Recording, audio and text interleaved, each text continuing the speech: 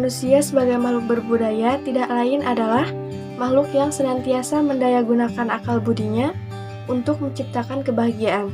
Karena yang membahagiakan hidup manusia itu hakikatnya selalu baik, benar, dan adil. Maka hanya manusia yang selalu berusaha menciptakan kebaikan, kebenaran, dan keadilan sajalah yang berhak menyandang gelar manusia berbudaya. Dua kekayaan manusia yang paling utama adalah akal dan budi.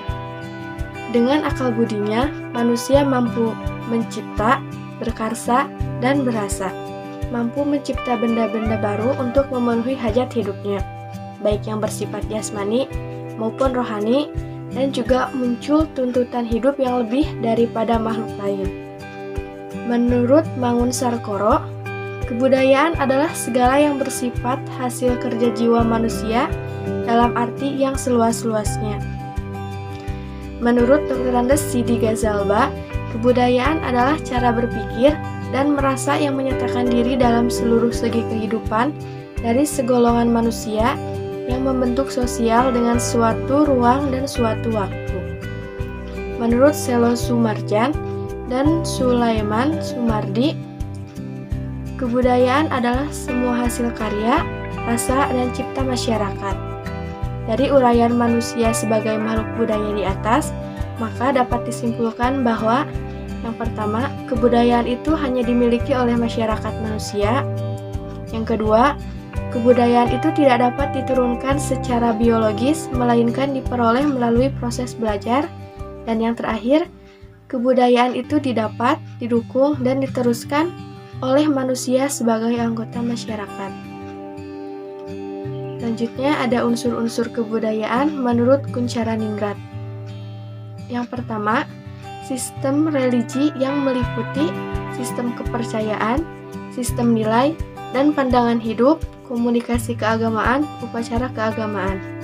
Yang kedua, sistem kemasyarakatan atau organisasi sosial yang meliputi kekerabatan, asosiasi dan perkumpulan, sistem kenegaraan, sistem kesatuan hidup dan perkumpulan.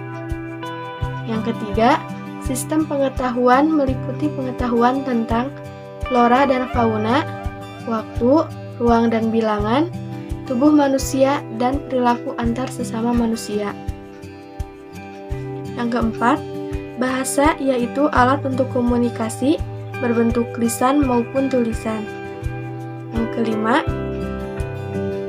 kesenian yang meliputi seni patung atau pahat, relief, lukis dan gambar, rias, vokal, musik, bangunan, kesusastraan, dan drama.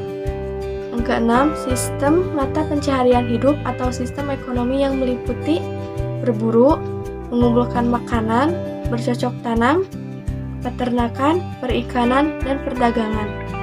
Yang ketujuh, sistem peralatan hidup atau teknologi yang meliputi produksi, distribusi, transportasi, peralatan komunikasi, peralatan komunikasi dalam bentuk wadah, pakaian, dan perhiasan.